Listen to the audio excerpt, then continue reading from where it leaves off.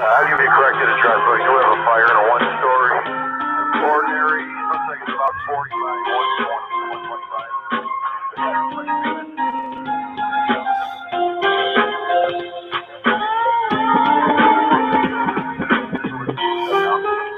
Get your traffic control. Squad 5, Squad 5.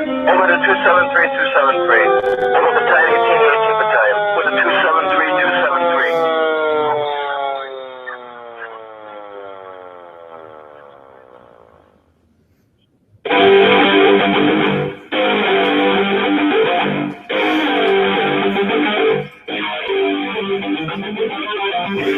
Welcome to Tailboard Talk with Dane Carley, Craig Nelson, and Jeff Wallen.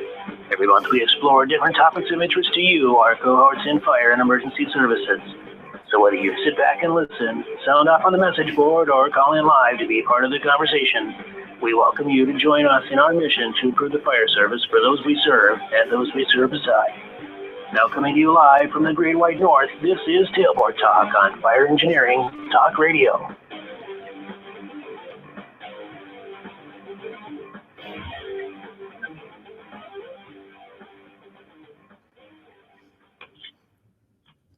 All right. Good afternoon, everybody. How's it going? We're not necessarily all in the Great White North this show.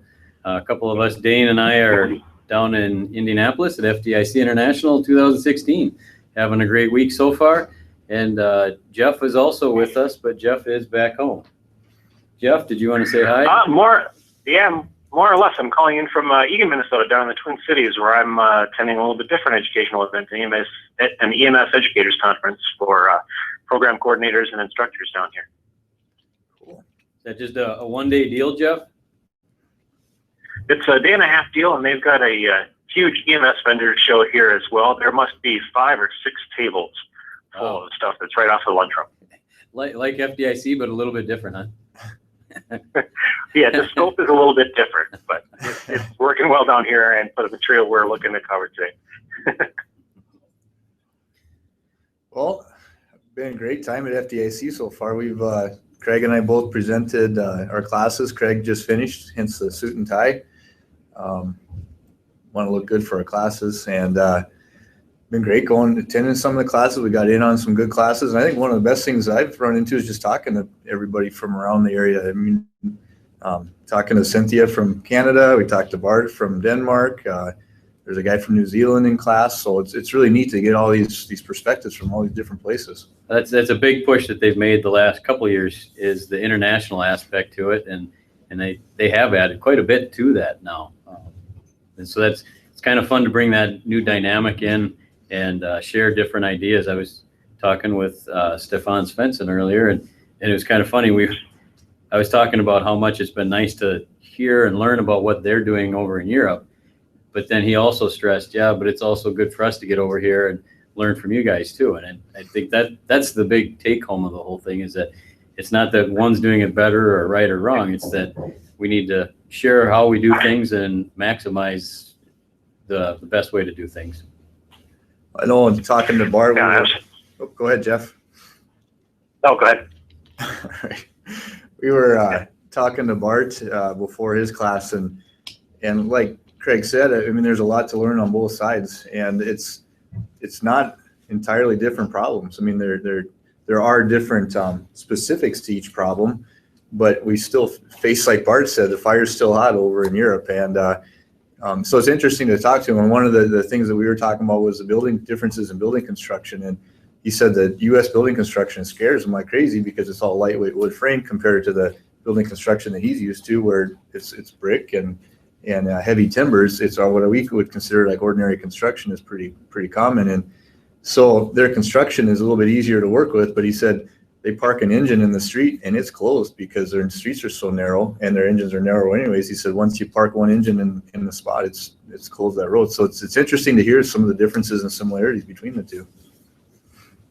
One of the interesting aspects he brought up is that after a fire, they look at, when they do their investigation, they've actually separated the investigation part out from the law enforcement side. And so they call it the fire forensics is what he called it. So they do the fire forensics, and that's separate from any kind of criminal or part of the investigation. And one of the areas they focus on is finding out what the cause of the fire was, and then taking that back and looking at their current building codes and going, are the building codes that we have in order right now, are those actually making a difference or not? And the example he used was an open door. He said you can set a fire rating on a door, and it doesn't matter if it's an hour or 2 or 6 or 10.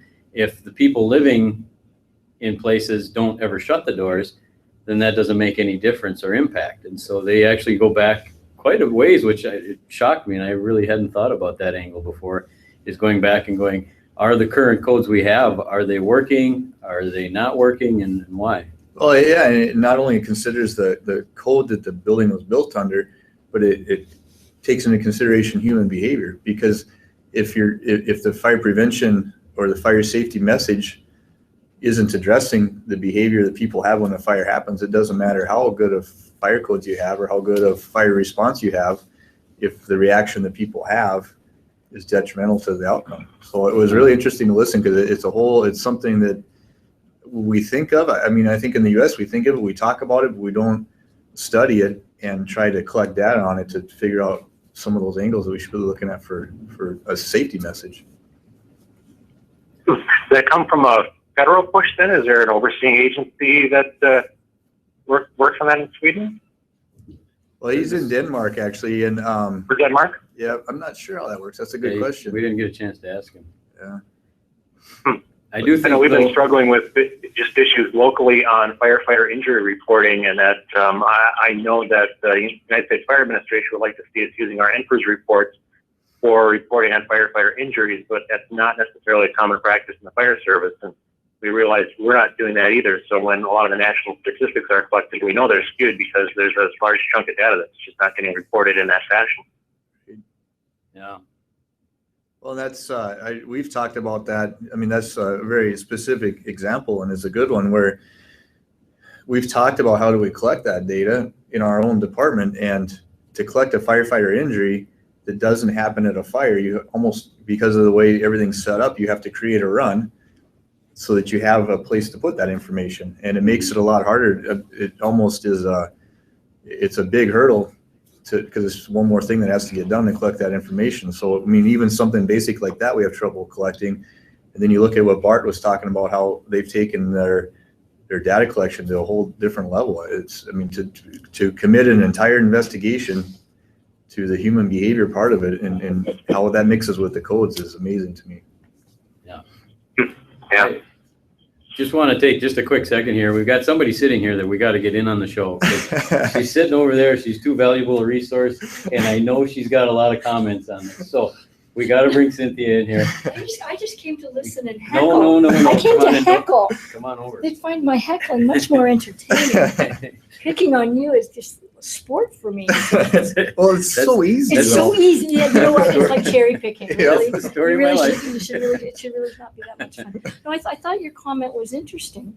And what we do at home, we don't just look at a fire investigation from was it arson, was it not? But we actually we don't wait to see, was the code, should this be in the code? The first step is to enforce the code. So if you go into that building and yes, they had a fire and yes, it was the kitchen equipment that caught on fire, the first part of the investigation is, were they up to code in the first place? Forget new code based on human behavior. Did we actually enforce the code at the front end? Mm-hmm. And if they didn't, we'll charge them. Even if they've had a fire. Sorry, too bad, so sad. Part of your fire was your own fault. That's a very different aspect that I know is very common in Europe too, is in that it's so different for us in the US. We're just not accustomed to us. These fires are accidental and it's nobody's fault. There are no accidents. There's just bad choices. Yeah. And that's really what it comes down to. And so it's, for the US, it's a huge cultural shift to look at it from that angle. I can't remember what was the name of the gal that she did a speech at the fire academy about it. One of the wives, her husband was killed in the fire. Oh yeah. And what was her name? But she did just an amazing talk about what are we doing? Why are we just letting people just do this and whatever? And then we have fundraisers for them. And that's the complete opposite of the approach in Japan. Yeah. for example, where their houses are paper and balsa wood, right? It's, you don't just set your own kitchen on fire, you burn 12 houses down, and the entire community is mad. You'd probably be shunned and asked to leave. Here, we have a party, fundraise, and say, here, have some more. So you can go back and do something else stupid. Go ahead. And it's kind of crazy to me because I hadn't realized this until fairly recently, that that's the way it is. And now you start going, okay, Japan's that way, Canada, Europe, we're the only ones that just, we didn't even realize it. We don't think of it from that perspective. We don't get as many chances as I wish we could to talk to people from other countries and see how they do it. There's so much to learn. You should talk Penwell into making your show international. They could send you on the road, and you could phone it in from Australia and Japan. You think, will that work? That's my plug for you. Are you in on that, Jeff? Anywhere in the world. Let's do our first show in the Bahamas. That's what I vote. I'm with you on that. Sounds like a great Caribbean, I don't know. Let's wait till January, though. Yeah. That sounds good. I liked your point about talking to people. There's as much learning going on between the classes in the halls as there is down in each class and on the showroom floor. Very true. Very true. Because we were just, we were sitting in the speaker room this morning, and Bart from Amsterdam was just sitting across the table, and you just naturally, oh, how are you doing? What's your name? And you kind of start talking, and where the conversation led, I had never dreamt of, and led into what the stuff we're talking about now. And that was just simply by being here in this, at this event, part of this atmosphere. It just allows for so much. It's amazing. It's a really neat experience when you bring in 30,000 some firefighters from around the world, and I don't know how many are international firefighters this year. I haven't heard all those numbers yet, but it's awesome because even between different parts of the U.S., there's different lessons. I know the class I taught yesterday was really neat because there was a guy from the West Coast, and then there was a couple of guys from the Midwest and East Coast that were all very talking. There's a lot of give and take, and just from the different coasts, and then the middle center of the section looks whole different perspectives, but they fed together really nicely. And what I've noticed is one of the biggest new, fresh perspectives that we're constantly seeing. It's not the East or the West or even the international. It's that science thread.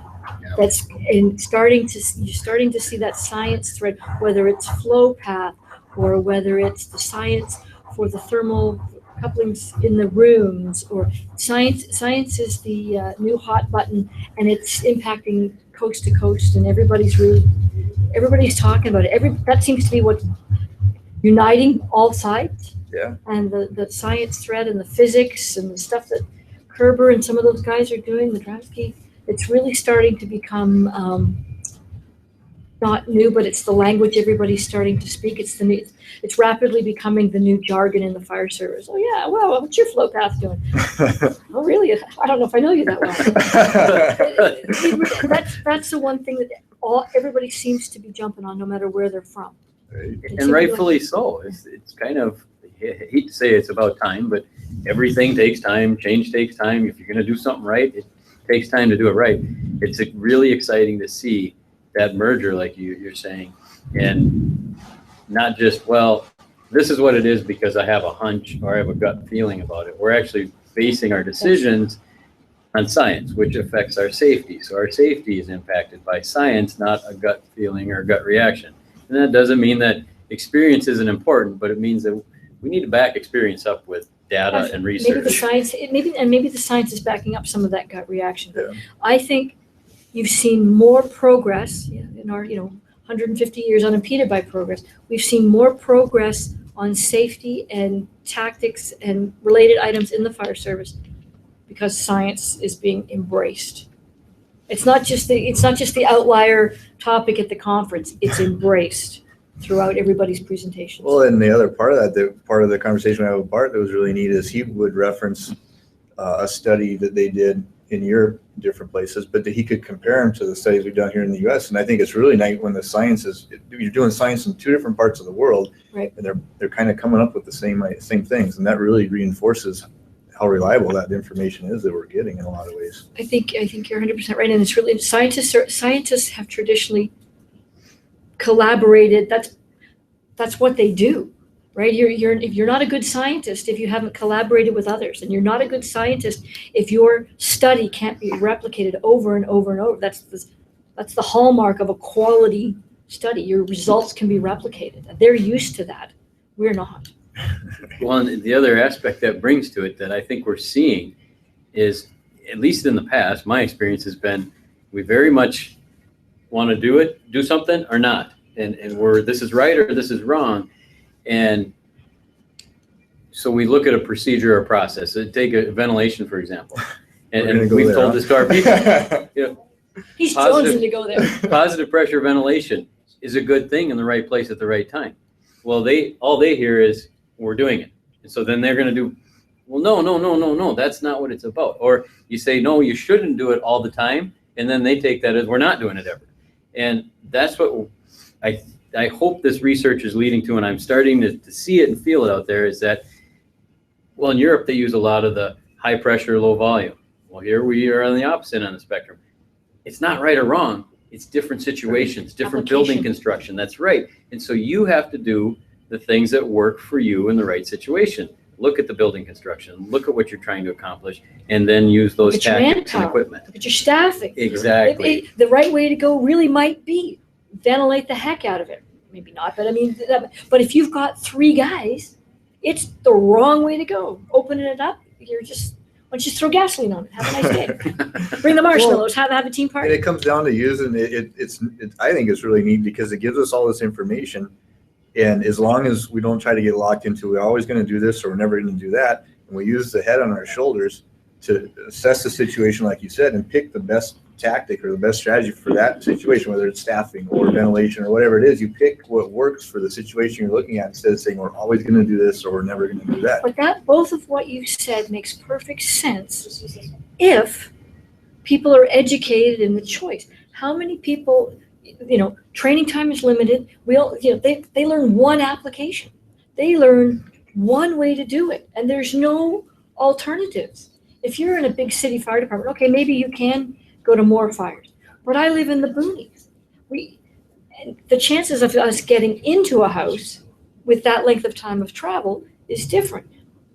The guys don't always know all the other options, or they hear the options, but they still don't know. We're still lean on how to teach people to apply them. We're still lean on the critical thinking skills that people need to assess this or assess that. They know the tactic, they know it's burning, but they still haven't connected all the dots, as Chris Nelm was talking about this morning, connecting the dots about when and how to use the approach you're going to choose. It's how do you choose? And We're still thin on that. Takes time. We were talking to Stefan Svensson about that a couple of years ago, and he talked about how long it took in Europe for them to kind of embrace that, and it took 10, 15 years. And when you look at where we're at now, it's exciting to me because we're starting to see it. I know, like in Fargo, our training captain is very good about, he's asking the how, the why. So he teaches this stuff, but then they step back and then he's going to ask them why. And they're going to have a discussion. It's not just go throw this ladder up, pull this line, go do that. It's, okay, I'm going to teach you how to do that, but now we're going to step back and we're going, why did we do that?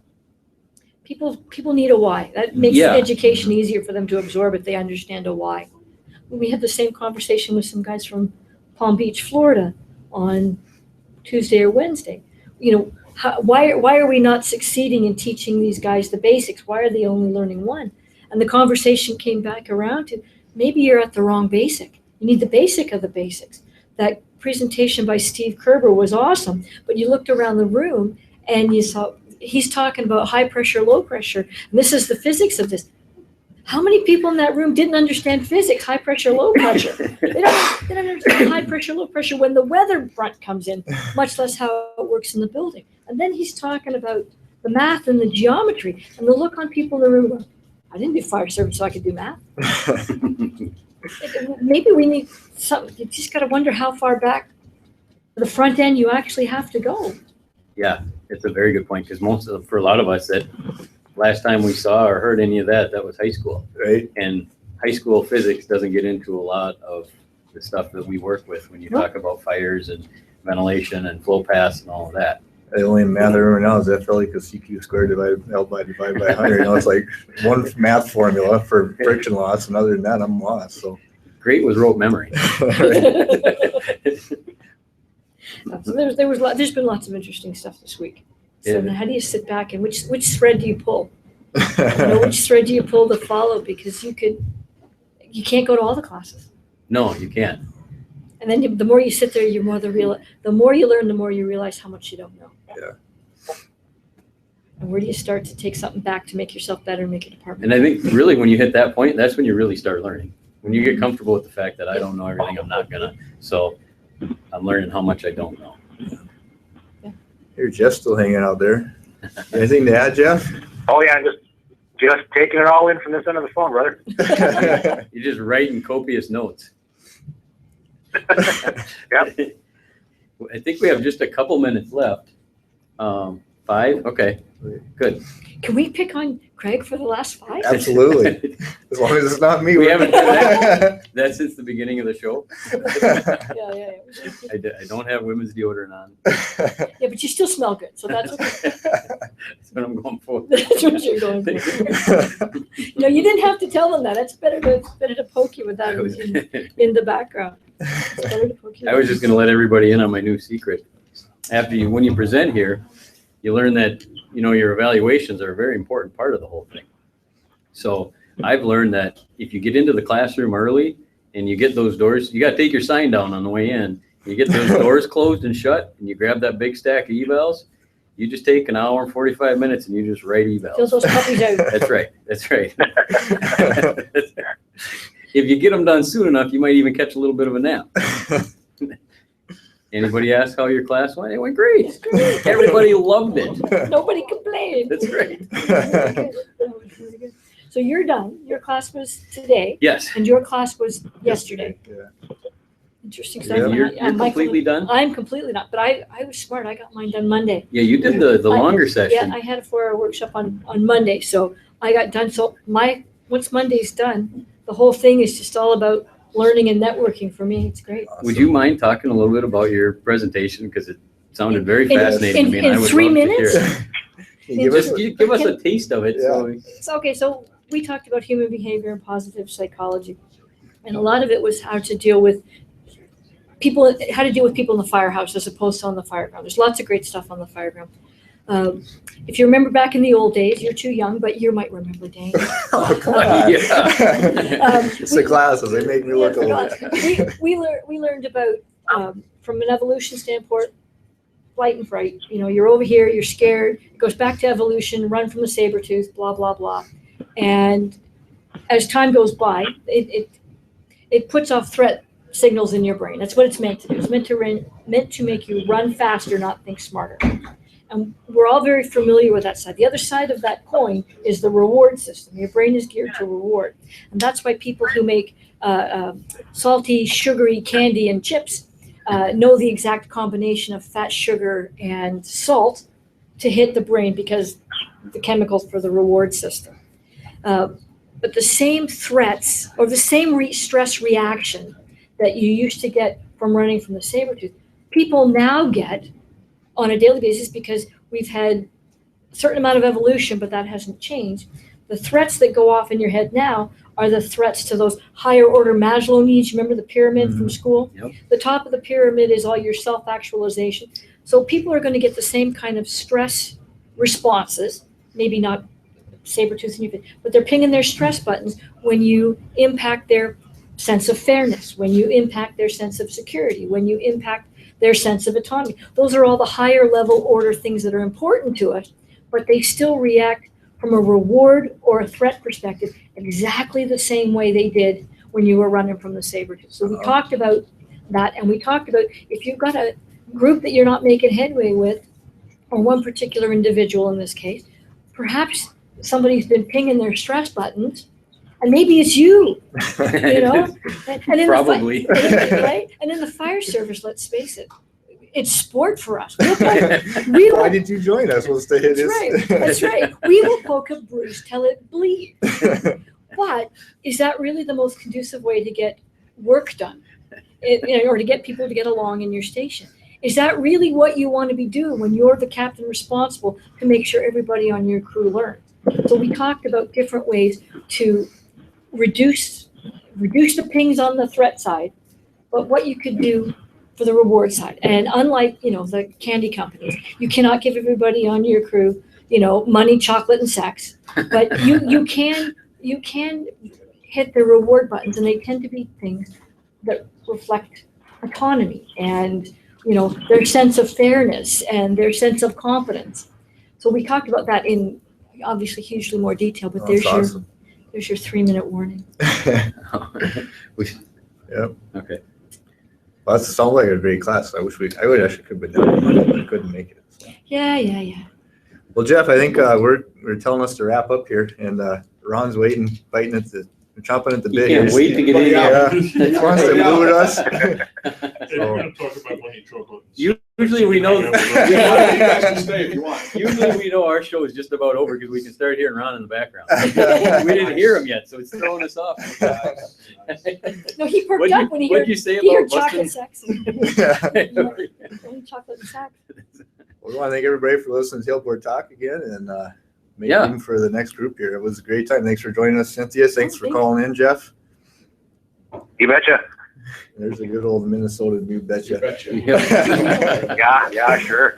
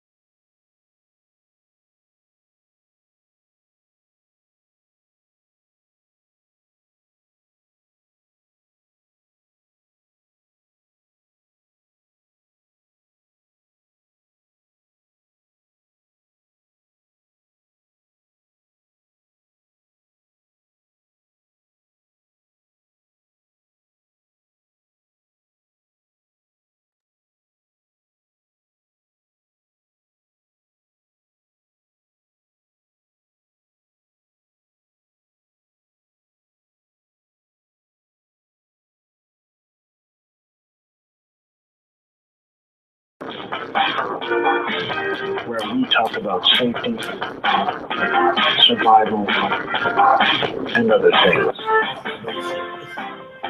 Welcome to the backstep. Well, good afternoon, everybody. This is Ronnie K. I'm sorry that we're actually being not only recorded, but we're on video. I was told I have a face for radio, so that's why I got the radio show. But Ronnie K. live from FDIC, and this is a good-looking guy on my right is the better half. That's Tommy A. from Colorado. How you doing, buddy? Good, man. It's great to be at FDIC. They got us on camera this year. I know. You realize our entire fan base is going to disappear now. Because those three people who never seen us before, our fans, they're gone now. That's it. Done. Well, I put the pictures up on the slideshow when we do the regular radio show, so everybody should be over the shock. The shock. I know people disappointed. They thought I had that lush, full head of hair and all that stuff, but that's all gone. So how's the show for you? Oh, my God. You know what, guys? This is year number 27 for me here at FDIC, so my 27th FDIC, and I got to tell you, it just every year, it gets just, I hate to use the term hair, but it just gets a hair better every year.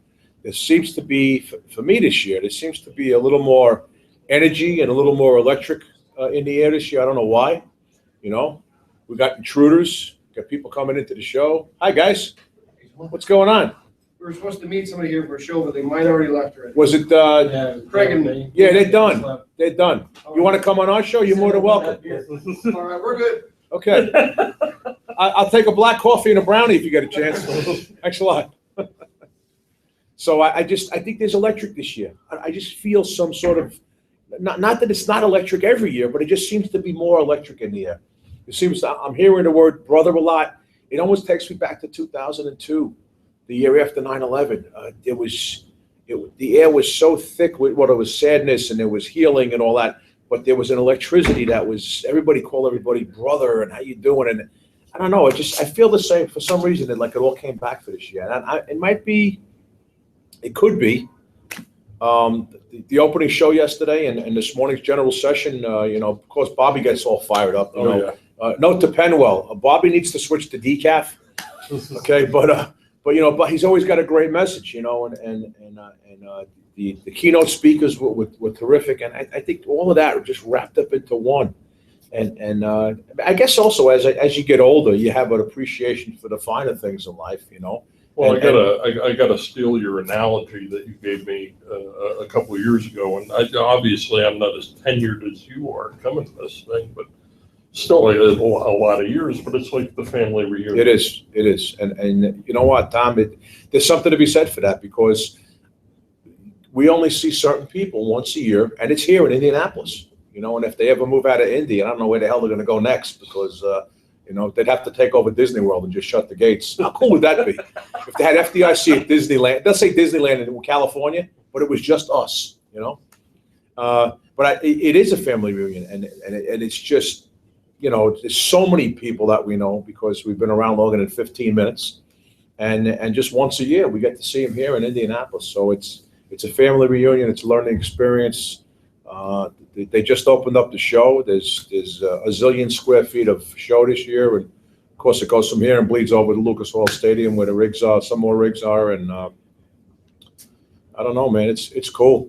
It's cool. I every year we encourage guys on our radio show, and today we sat here a year ago today and say, you know what? If your department can't send you or won't, just put $20 a week or $20 a month in a jar. Save up and get yourself out here in Indianapolis. This will be, once you come here, you're going to want to come back. It's like going to the National Fire Academy, as you know. Yes. That's awesome. But I mean, it's such a dynamic learning environment. Yeah. That, you get to see people that you normally wouldn't see at a regional conference. Right. I had Dan Madrikowski talking about fire dynamics for 4 hours. Where else are you going to find that? Besides here. And who else can stomach that but you? Fire dynamics for 4 hours. But to that end, he did a DVD on fire dynamics with Teddy Nee and John Chiarello from New York.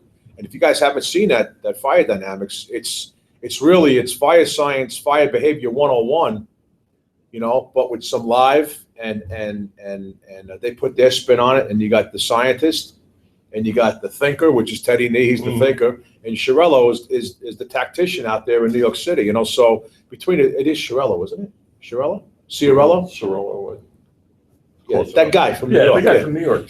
So between the three, you get the three different dynamics, and then the way they did it, it's just, to me, it was. I saw a trailer. Fire engineer put a trailer up when they did it. I'm thinking it's 2 years already. Yeah, we bought a copy of it. Well, I saw the trailer, phenomenal. and I called the State Fire Academy in Connecticut. They carry a whole line of books and video. We called them up, send us one of those. I mean, right, and I gave it to all the shifts. So with all of that, I agree. But yeah, that's the other part of it. This kind of venue, when you have national speakers. The way I equated it when I started to come here is when I went home. The first couple of years, I said to the guys, you know who I met? That guy I'd been reading for years. I took my first National Fire Academy class back in the day, and Bert Phelps was the instructor, him and Glenn Gaines. May both of them rest in peace. They're together again. Unfortunately, they're together again in another world. But I was reading Bert Phelps for 10 years in fire engineering, and now there he is standing in front of my classroom. So it's the same thing here. You got whoever you're reading in fire engineering, you're reading well, you got to read Bobby Holton's editorial because they're always good.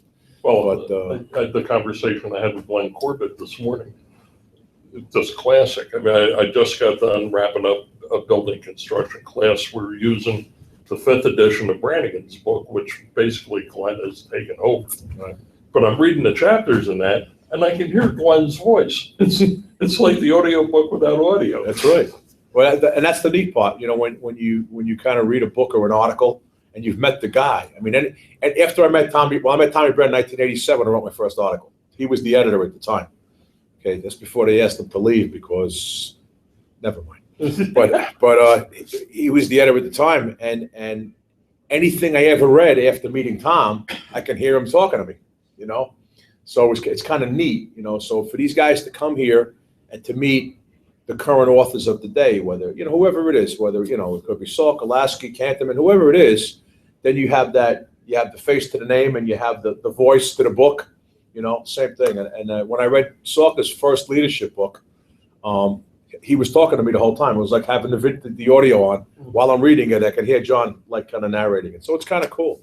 It's kind of cool. And you know what? If you guys who haven't been here, don't ever be intimidated by coming here and sitting down and talking to those guys. The guy who set the bar for that was Ray Downey. I seen Ray Downey here in the booth years ago.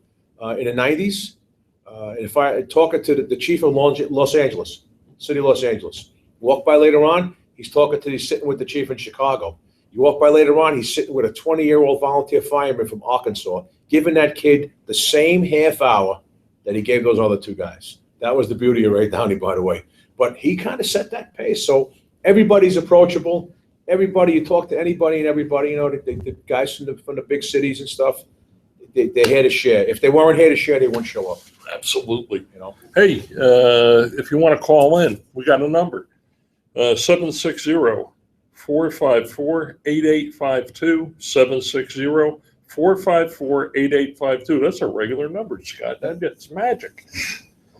Hey, last year when we were in here, we had the honor of being joined by Chief Alan Brunacini, probably more by accident than anything else. By the way, on camera, we're talking to our producer sitting behind the camera. You guys remember when Chief Brunacini walked in last year? That was great. By accident? By accident. Villa came in, I think. Yeah, Villa came in, Duffy, they came in to crash, and then we stayed for Rubens. We hung out over on Rubens, yeah. But since we couldn't get Chief Brunacini to come with us, we got the next best thing. I agree. Mike West, South Metro Fire. Come on down. Hey, Mike, how you doing, buddy? Sorry, no Hawaiian shirt. No, yeah. The glasses are getting thicker and thicker every year. But that's all right. How you doing, Mike? I am doing well, gentlemen. How are you guys? How's the show going for you? The show has been fantastic. Yeah, it really has been. Yeah, it's. I was listening to you guys talk about getting that time and coming out your first year, and my first time out was 17 years ago.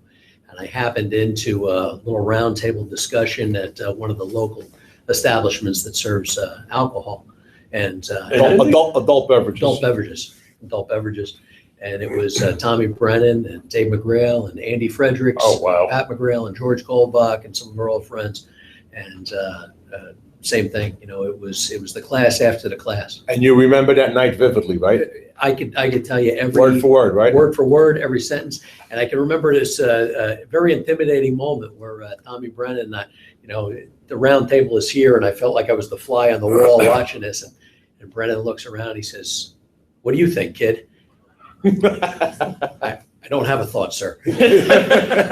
No, you got a thought. I'm blank. I'm blank. Yeah. But it was exactly like you said, Ronnie. Is you know, we don't have really other than you two. We don't really have celebrities in the fire service. We have You two. but we do have those people that we read and we read their books and their articles and we listen to their podcasts, and they're all here. And there's not one of them who won't give you or anybody the time of day. Yeah. You know, if you walk by the fire engineering, by the books and videos thing, you know, Salk is sitting there and Lasky, and people walking over, they're talking and chatting, baloney, and hey, Chief, I got a question for you, you know, and no one's too busy or too big or you know, too grand in their own mind not to share.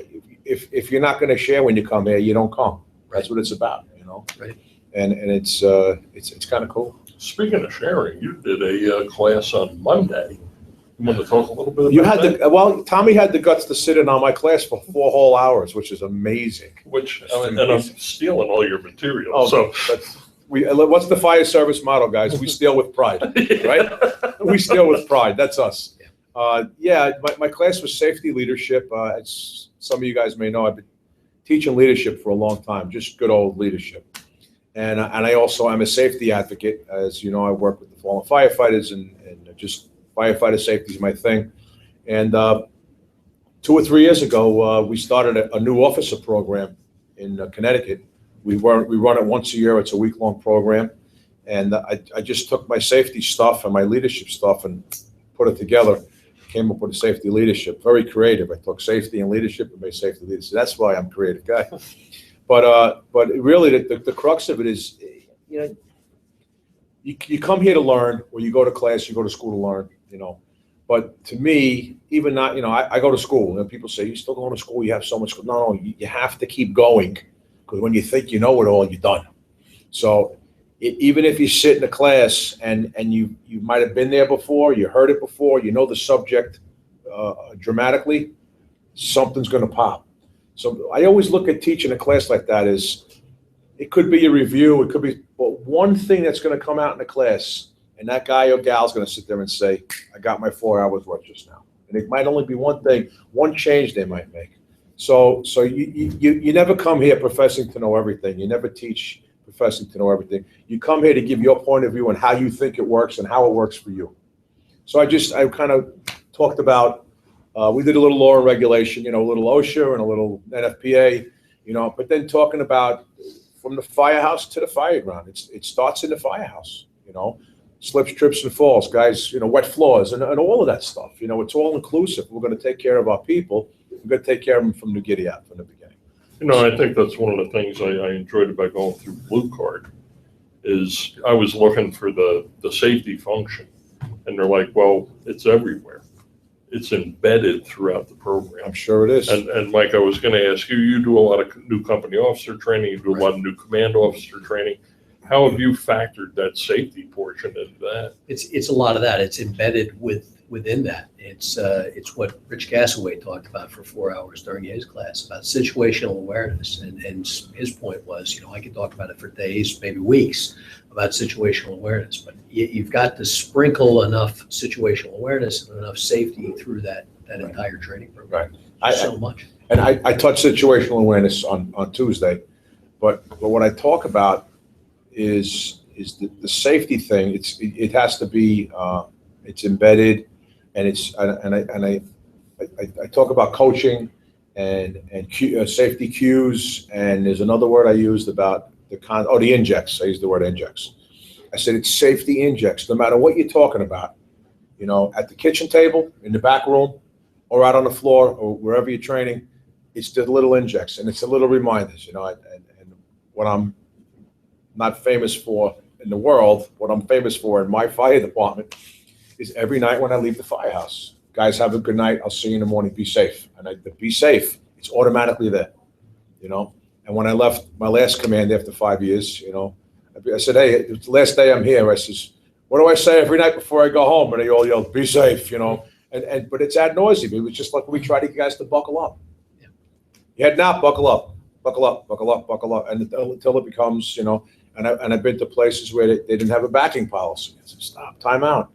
You know, oh gee, we got to remember to have somebody back us up. But it's habits. You know, this whole safety thing is all about habits, good habits, developing good habits, and battling the demons of the bad habits. You know, we talk about when the Everyone Goes Home program hit. You know, it's 11 years old, and it was that kind of the first formal. We've all been talking about it, but didn't do much until this thing came along. And then initially we had to change the way a million firefighters were thinking. It was a complete paradigm shift because we all had bad habits, right? Now, 11 years later, there's 11 years worth of new guys who are getting the Everyone Goes Home program at the fire academy. Okay, we're giving them the safety religion, if you will, from the giddy up. So we don't have to preach to those kids. We just got to give them subtle reminders. Hey, Skippy, put your hood on, you know, and that kind of stuff. You know, hey, Zippo, don't forget your gloves, you know. So yeah, right. But they're getting it. They're kind of getting the religion right up front, and so it's not like we talk about fires. You know, fires that we went to in the 70s. Those are different fires than they are now. We don't have to talk about the paradigm shift for the new kids talking about, well, fire has changed. Well, not for them. You know, they're going to fires now in hydrocarbon-rich environments that when we went to those fires, it was probably an arson. You pull up to a house 40 years ago or a building 40 years ago, you had bright orange flame and thick black smoke. You said, oh, this is a pour, right? Mhm. Now, all fires look like that because of the hydrocarbon-rich environment in the house. So, you know, we had snuck in a little bit earlier when the Tailboard Talk guys were here. Yep. Their title's way too close to ours. But, yeah, Tailboard they Talk were- stuff, I get it. they were talking about how the science now has kind of infused everything, and that kind of seems to be the new buzz, if you will. And it's important stuff, but I think it's important that the new guys are getting it right off the bat now, instead of, you know, here I am 40 years later still learning something new every day. Right, right. You know, it was just sat in on a really good session, and it was from a firefighter in Belgium. I couldn't pronounce his name if I tried, so please don't even. You can't pronounce my name, so what's the big deal? That's a good point. You know, you make. But he was talking about, and his thing was about technology and data collection and how do we get that back out to the incident commander in a timely fashion. And he made a really good analogy. He says, I want you to imagine when you get in the fire service, you're a rookie and you get 2 textbooks, and that's all the knowledge that you've got in the fire service. And if you double the amount of textbooks that you get every 2 years, if you do that in 2 years on the job, you're going to end up with, if you start out with 5 textbooks, now you get 10 new ones. And you go another 2 years and you're going to have 30. If you have a 30-year career, that's 7 million textbooks. Because exponentially on the tail end of our career, all of a sudden you've got that 30 years and it just continues. Well, that's really what we're doing as far as knowledge in the fire service. So, you know, I was thinking about you guys earlier saying, there's always something to learn here. It's because look at how much it's changed in the fire service, whether it's science, whether it's red, whether it's blue card, whatever it is, it's growing exponentially. And there's no fire department that's just the fire department anymore. No. We're an all hazard, all service, and I think that word service is key. You know, when guys are making faces going out the door, going on EMS calls. Number one, EMS is keeping you employed. If you're a volunteer, it's keeping you busy, you know, but don't make a face. The word service, fire service, and that's why we're here. That's why you raised your right hand. Guys forget that all the time. All these guys that came in, they here to visit us? They're on next. Oh, they're on next, okay. We'll get a time check, please, Mr. Producer? Yeah, like 30 seconds. 30 seconds. All right, well. Give them the spiel. Yeah, right. Eat right, eat light, slow down, buckle up, hug your kids, hug them tight when you say goodnight. Don't forget that we said it on every show, right? Yep. Be safe, eat well, get rest, work out, take care of each other, take care of yourselves. This is Tommy A. This is Mike West from Colorado. This is Ronnie K. signing off. We'll see you next year at FDIC. Come and see us. Stay safe, everybody. See you guys.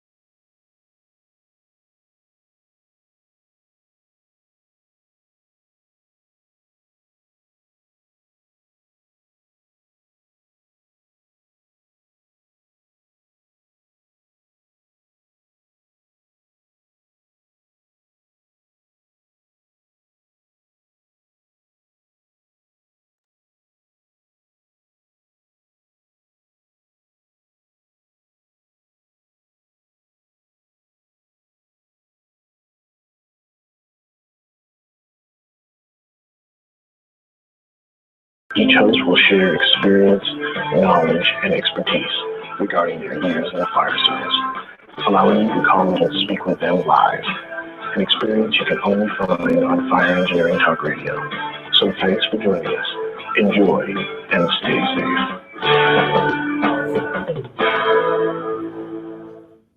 Good afternoon. Welcome to F.O.O.L.S Blog Talk Radio. As you see here on video, that we have the whole e-board here, unfortunately, except for President Ricci Stack, who's still working today in Chicago. We came out just to talk a little bit about what's going on.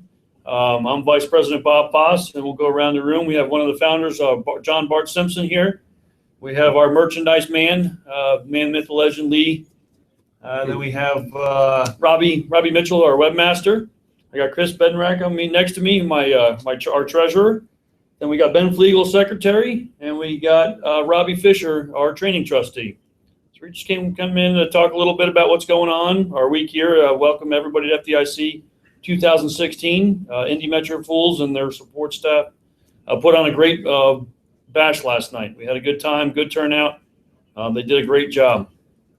This evening, we have a F.O.O.L.S only gathering that starts at 5 p.m. We're going to welcome everybody out to come out and join us. They recommend either you come with your F.O.O.L.S membership card or a challenge coin. So come out, hang out with us, spend some time. And the idea behind tonight is just getting back to the way we started the F.O.O.L.S. Just a group of us getting together to spend some time together, talk with one another, and spend that time as a group. If we can talk about that for a minute, Bob, it's going to be in the basement of the Hampton, and the very first F.O.O.L.S gathering here at FDIC was held there. And it was quite an amazement to the founders and everybody that was there. There was kind of exceeded the fire limit there, but there was a line up the steps, out the door, and then down the sidewalk waiting to get in. And that was a big boost for the F.O.O.L.S membership and spreading the word of the brotherhood of the F.O.O.L.S and the fire service itself. So they kind of planned on that tonight, get back to our roots and be down in the basement a little bit. So I think they're going to have the fire marshal out there with his little clicker, making sure that we don't overseed the limit. But it should be a good time. And like I said, going back to our roots of the F.O.O.L.S and FDIC, we've been most of the F.O.O.L.S founders and the rest of the e-board and everything have been coming here for many years. I know myself, I came with FDIC when it came from Cincinnati in 1995. And I think I've only missed 2 in my whole time, 30-some years of going to FDIC. So I always look forward to coming here. And I was telling somebody earlier in the week or last week that I was like a little kid at Christmas time because Santa Claus is coming. And that's we kind of teased Bobby Halton about FDIC being the Disney World of the fire service. And so I'm going to get on him and tell him he's Walt Disney of FDIC. So, this is the most magical place on earth for firefighters, just like Disney World's the most magical place on earth for kids. So, hey, Bart, that first meeting, was that in 95? No, I'm trying to remember what year it was. I want to say it was around 97 or 99, somewhere in that. Just recreating that. Yeah. Nice. Cool. Good. So what I'd like to do real quick, I'll go with Chris first. Anything, Chris, update on your end? So from the treasurer's office, we're doing well. We finally have the long-awaited for electronic application process in full force. Had a few chapters using it already, sending their PDF applications back into us. I'm able to generate a PayPal invoice that goes back out to the chapter, and we're getting that system a lot smoother than it was in the past. Things are going really well with that. And on that note, some conversations that we've had and a reminder to put out to the membership that any transfer of membership, a request for a new card, application for new membership needs to come through your chapter, not through the individual. So however you're going to work it out inside of your chapter, just to make sure that all that stuff gets sent in through your chapter e-board and that it's approved through them before it comes to us. That's probably the biggest thing we have going. And as long as it continues to run smoothly, I have every intention of, for next year's chapter dues, to be doing it through the PayPal with the electronic invoicing. It's making the record keeping a little bit easier. And the chapters that have been utilizing it so far seem to really like it as a tool for payment. Cool. Chris, also, one of the things we've been talking about a little bit, and you've been handing out to people as we see them, is the insurance cards.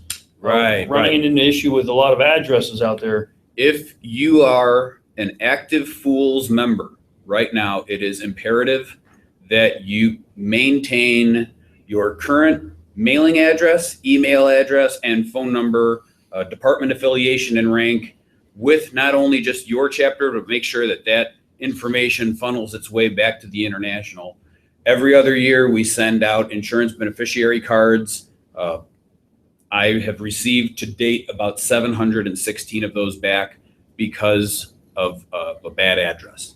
So what we're going to do with those, I was able to hook up with some of the chapters last night, and I gave piles of them to the chapters that were there. But for whatever address you have listed for your main chapter contact at this point, in the next few weeks, expect to see some type of a package from me. I'm going to send all of them, pardon me, to your chapter mailing address and let the chapters kind of deal with it. And let us know if those people are still in your chapter.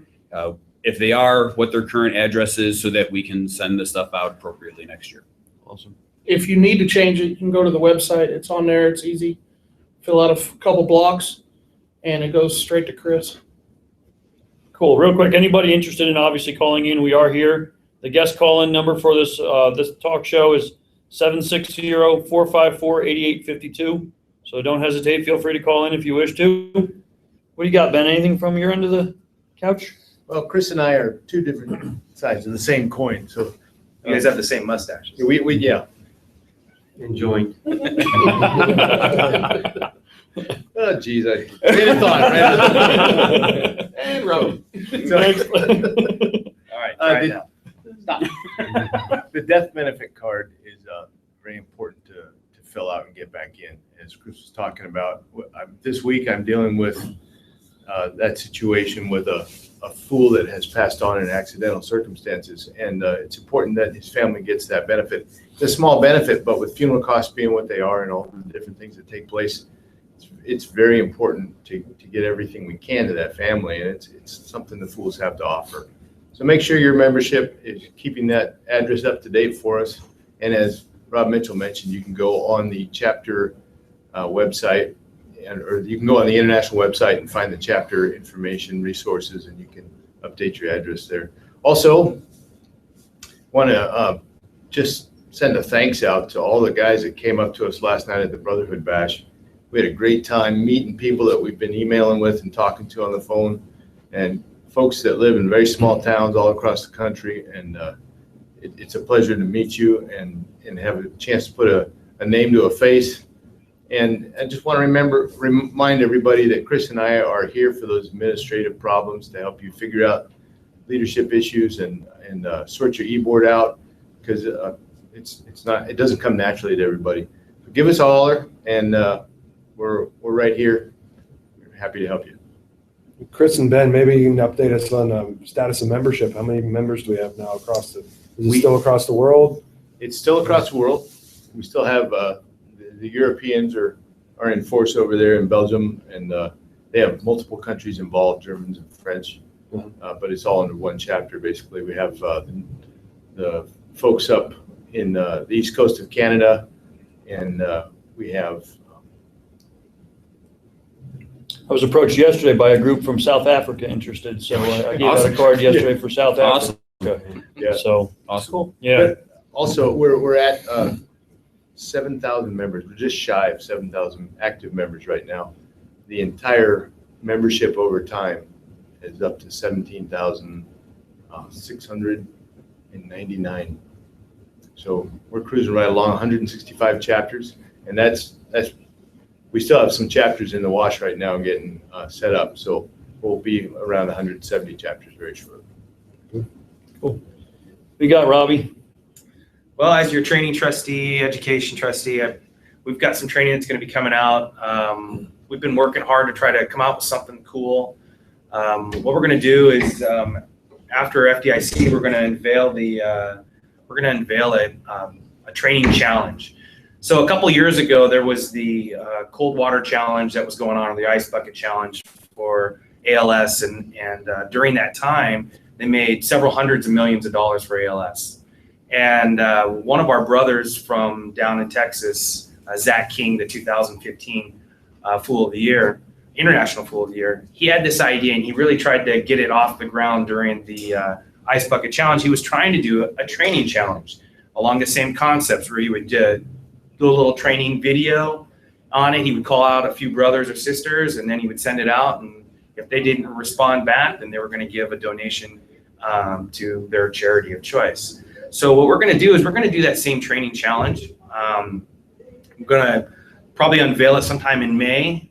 We're going to challenge 3 people. I think we'll start on the board. So I'll probably challenge the board and we'll get it out from there. Challenge 3 people. You give yourself a week or 2 to be able to get your video up on Facebook so we can share some more training. And if you choose not to do it, then we're just going to ask that you make a donation to any cause that's going to help firefighters, mental health or anything along the lines to help out firefighters, cause of your choice. So we're going to get the rules out. It'll be on Facebook. Maybe we'll get it on the international webpage. So that's kind of where we're at right now. The only other thing is after action reports. I know there's a lot of chapters out there doing some training, and I'm not getting very many of them back. So please remember, if you do some training, go to the International's website. There's a tab there for training, after action report. Fill out your after action report. We use it to kind of go over to see, 1, what you guys are doing, and 2, if there's any trouble with the training that you guys are having, we can help avoid that or help other chapters from having the same issues. For the most part, everything comes through really well. I think that's about it. So thank you all for coming out. This is the greatest place. My 14th FDIC, between FDIC West and East and here. If you're not here and you haven't been here yet, make it next year. So thanks. Cool. Thank you. We got Robbie. Getting stuff on the website or getting stuff on Facebook. I see a lot of chapters out there putting their own stuff up. If you would like a little bit more exposure, send me an email with the flyer, some details, and we'll get it up there. Like Robbie was saying, there's after you do your training or your event, there's after action. Make sure you do that.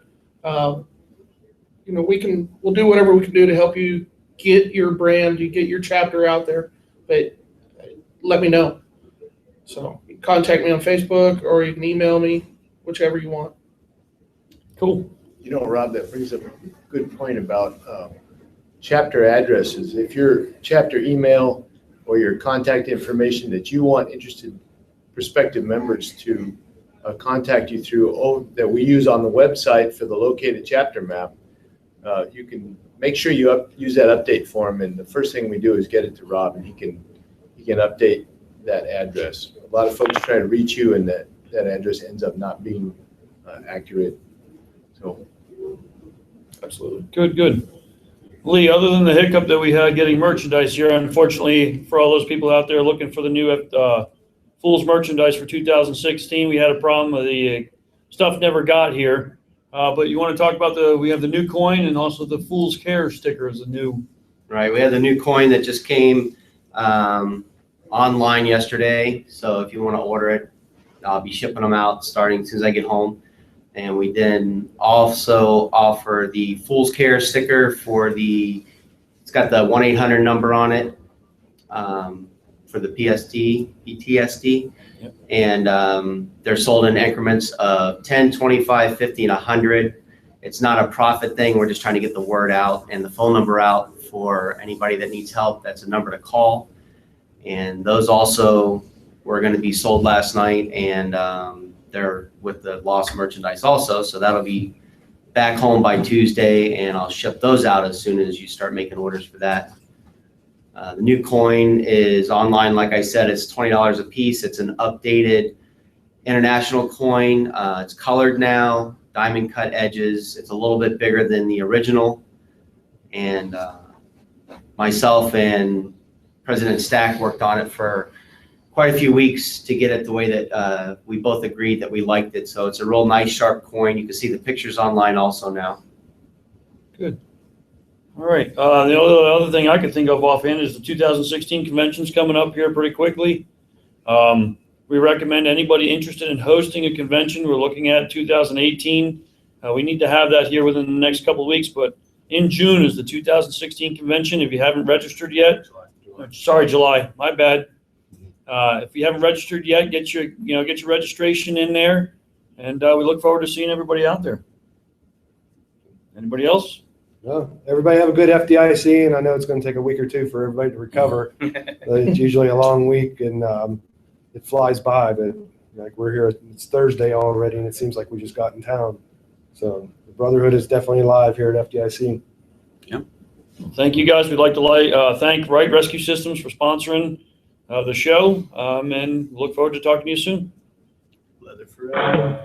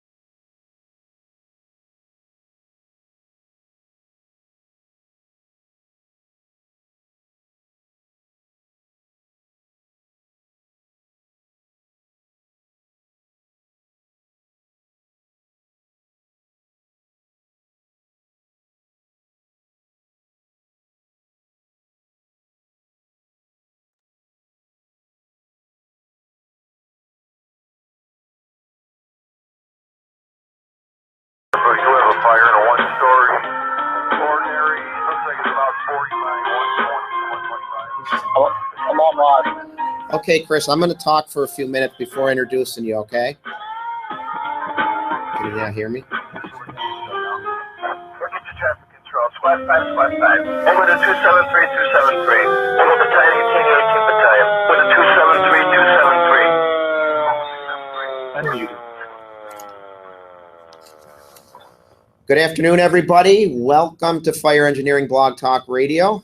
I'm Tom Merrill, live from FDIC. This is probably my 15th FDIC, maybe my 14th, but right in that range. And you know what? I was here not even 10 minutes and I was already excited. I was already wound up.